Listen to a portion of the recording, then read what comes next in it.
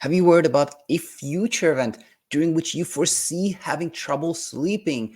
Maybe you're having trouble sleeping now because of the forecasting. And maybe you've wondered, how can you prepare yourself for that future event so you don't struggle so much then, as well as in this moment? Well, if this sounds familiar to you, you've had what we call anticipatory insomnia. And I have something new for you. I'm going to teach you what I used to teach, which is still very valid, but there was something I had missed, which maybe has more practical value than anything else. So again, welcome here. And we are going to talk about anticipatory insomnia today and an update on my teachings on this topic. So for those of you who wonder, like, what is anticipatory insomnia?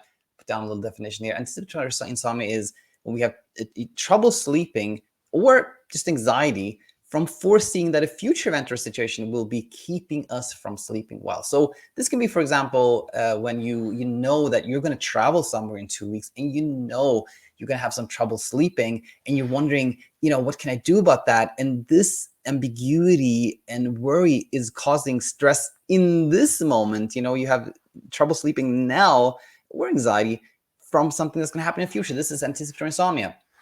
So the question that I often get is something like this, like, hey, Daniel, this thing's happening in 2 weeks. What can I do? This is a typical anticipatory insomnia question. So to answer this one, I've divided our class today in two parts. One is what I taught on anticipatory insomnia and what I had missed. Quite simple. So let's just jump right into it. What did I teach on AI? What I have taught on AI here does not mean artificial intelligence, but rather anticipatory insomnia. And again, what we're going to go through here is still very valid. So, I think there's still truth here. And so this first part is broken up into A, B, and C. A is this one. Preparing a way to prevent trouble sleeping during the event is very appealing. So the thing is that our brain is this survival machine. And when it knows that in 2 weeks from today, in all likelihood, there will be some trouble sleeping, it goes like, oh, this is good because I can now prepare myself. I can prevent this. I can somehow come up with a way to make sure that doesn't happen because I already see it. I foresee it. I have this time advantage. And so the idea of control is very appealing to the brain. That's all it wants because it's a safety machine. It's a survival machine, and control to it means survival. So this idea that we can prepare in some way is very appealing. But when preparing means trying to come up with a way to prevent us having trouble sleeping, most likely it will lead to more difficulties. And this just comes from the fundamental truth when it comes to sleep, which is that sleep is a passive process. It's something that happens when we're not trying to manage it or control it or prevent it, right? So if we try to I'm going to do this and that to make sure I sleep really, really well, that's just going to lead to this anticipation and thinking and pondering and more attention focused on it. And we're in all likelihood going to have more trouble sleeping. And conversely, less attempts to try to prevent or control what's going to happen in a couple of weeks. It's kind of less appealing to the brain because, again, we're not giving it that idea that it can have control, but that's what leads to where we want to be. The more we go towards I might have some trouble sleeping in 2 weeks when this event happens. It's very likely, but if that happens, it happens. I'm not going to try to do anything to prevent that. That actually is a helpful and nice way. Now, B here is about canceling. So sometimes we can have the idea that maybe I should just not go. Maybe I should just do this thing, whatever it is. And that is tricky because it's sort of like there's a very fancy way of saying this in academia that I come across. It sort of prevents disconfirmation, I think is the word used sometimes, which is, again, kind of a convoluted way of saying that if we cancel an event, then we don't get to experience that it would have gone well. We might have had some trouble sleeping, but we would have been fine. And when we cancel, we don't really get to experience that. And when we don't get to experience that, it can maintain the idea that that future event is something really dangerous, scary, something we need to avoid. And it can maintain this idea that there's something we can't do because we've had trouble sleeping. We can kind of limit our lives, if you will. So canceling can be tricky. Generally speaking, it really helps not to cancel and go through with what we've been scared of. But if we do decide to cancel, maybe that's just what we need at that time. Maybe it was a lot of pressure on us, and if we do cancel, we can just look at that as a little act of self-kindness, and that is really helpful. Courage to go through with it, kindness if we don't. Courage and kindness, both really, really helpful. That's B.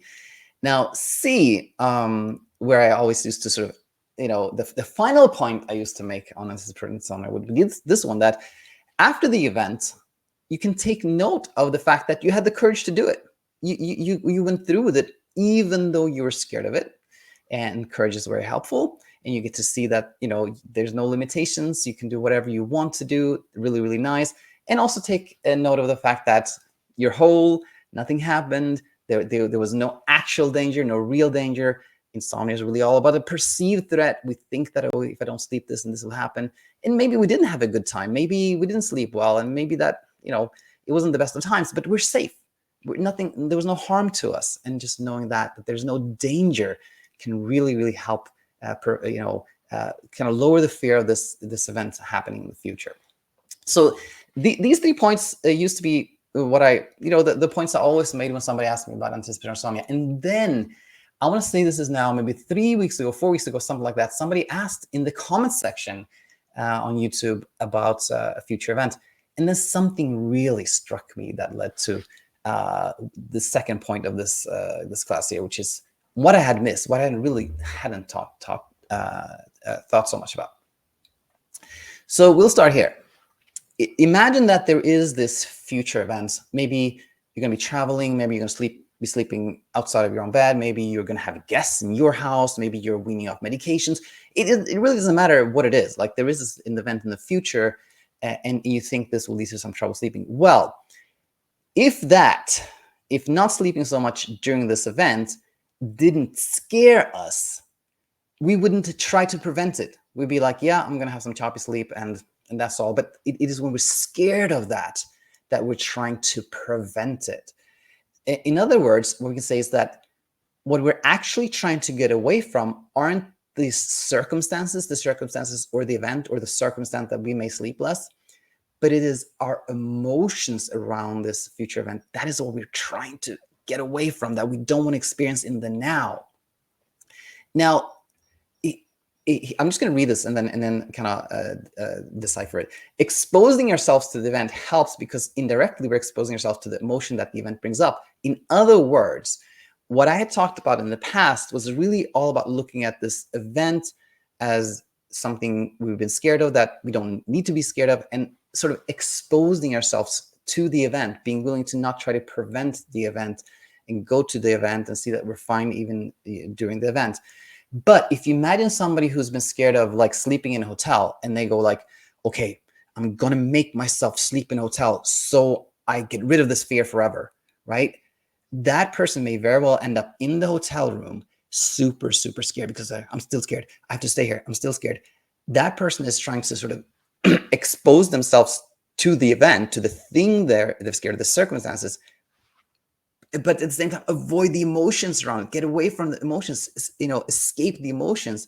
And whenever we try to escape something, it feeds the brain this idea that is really dangerous. So when we try to escape our emotions, that's really what amplifies them, And with this in mind, what really helps is actually not exposing ourselves to the event, but the emotions around it. We don't actually even need the event to expose ourselves to anxiety, for example, the human emotion. And there's plenty of that in daily life. Every day, we have moments where we're scared, where we're worried, where we're, other emotions too, other unpleasant emotions like anger, things like that. And when we are willing to experience those emotions in daily life, that is teaching our brain that these are fine. These are not dangerous. They're just emotions, So ahead of the event, and here's the thing, here's the thing that I missed.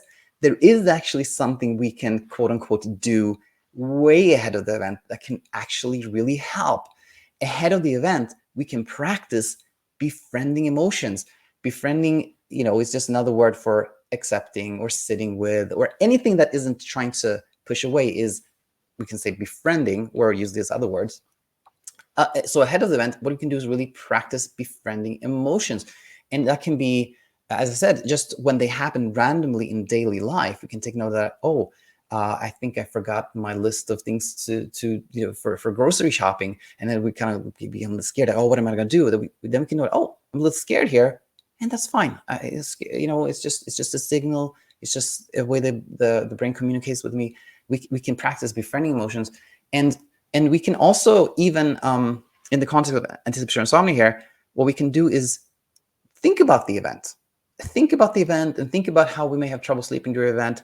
And if that brings up some fear and anxiety, well, that is our opportunity to befriend it. See that that's all it is. It's just an emotion. It's just some sensations in my body. That's all it is. And when we are no longer scared of being scared, we no longer will have anticipatory insomnia.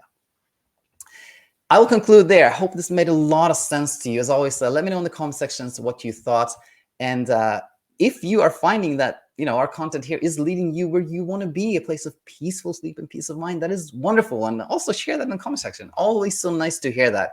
On the flip side, things are tricky. If you're not feeling like yourself, you're feeling alone, isolated, you're not really seeing how you can arrive where you want to be, then please go ahead and head over to our website, thesleepcoachschool.com, and check out our coaching options. And if you decide to join, then we look forward to seeing you on the inside. With that said, I will conclude here. Look forward to having you back real soon. Bye for now.